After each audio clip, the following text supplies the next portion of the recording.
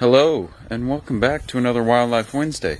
Today we'll be talking about, some fall colors. So what's going on with the trees out here in fall?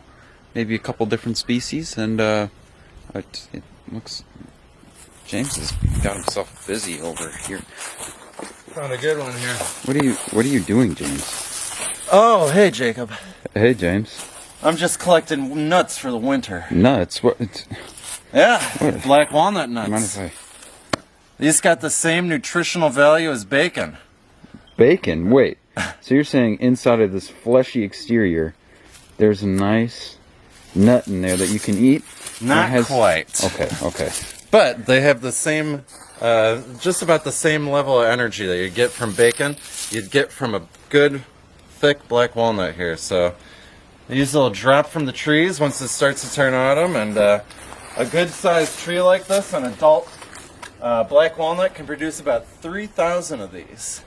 And they'll drop, squirrels will pick them up, they'll bury them all over here, otherwise I'll do it for them, or I'll do it for myself.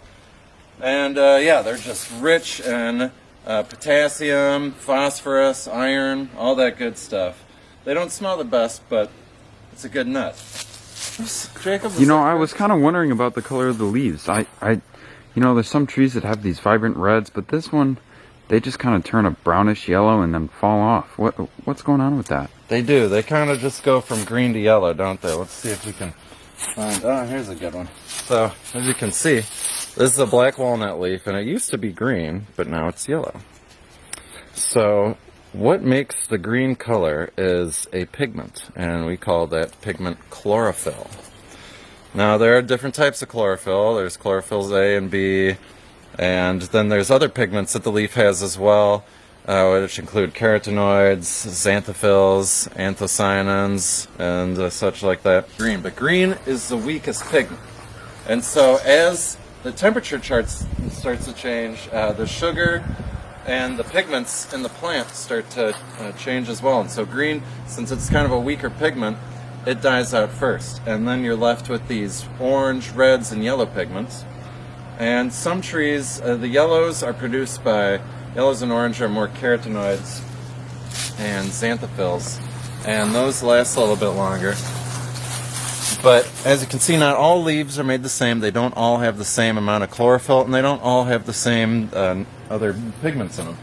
So what we have here on the ground, this is a nice Virginia creeper, and this just went right from green to red. And that's kind of an indicator that it's heavy in chlorophyll, but after the chlorophyll dies out, you're left with these anthocyanins that produce this vibrant red color on it. Pretty neat. Well, we're out here for the second tree species of the day, and this one being a classic Wisconsin. In fact, it's Wisconsin's state tree, the sugar maple. Jacob!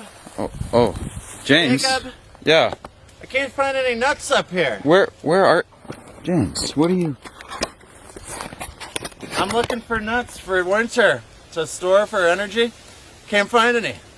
Why are you so far up in that nuts? James. Looking for nuts. Dude, there's no nuts up there in the sugar maple. Really? They don't produce nuts. Well, if we're going to be technical about it, they do have fruit, but they're called samaras. You know, like the little helicopters that come down? Those are fruits, but they're not nuts, James. You're going to have to explain it to me. Okay. Come on down, James. All right. You're going to hurt yourself. Unlike the black walnut, they don't have a big, huge nut or anything. It's just a small little seed attached to a little tiny adaptation of leaf tissue. Oh. And it just makes it spin around in circles, and that's why it's called a helicopter. Yeah, so the sugar maple, James. I mean, not only are they Wisconsin's state tree, but they are like one of the coolest trees out there. They are a classic indicator of a healthy, moderately wet or mesic soil forest. And James, they make up a large percentage of the dominant tree canopy in northern Wisconsin. Isn't that so cool? That is awesome, man. That, my friends, is a cool tree. Look at that bright color. Incredible. Absolutely incredible. Those anthocyanin pigments are coming out like no other in the sugar maple. They really are. fantastic. And now is the time of year to get out into your local area, wherever there's trees, whether it's on your street, maybe in a little forest preserve near your house. Get out in nature. And while you're out in nature, maybe have a chew on some grass like James is here. He's eating some big blue stem right now. Yeah, make sure you get out there. Enjoy what nature has to offer you, because let me tell you, it can be one of the most calming and relaxing things you can do as a human being on this planet. Well, make sure, before I see you again on the next Wildlife Wednesday, you go out to your local sugar maple and have a grand old time. See you next time. Stay classy.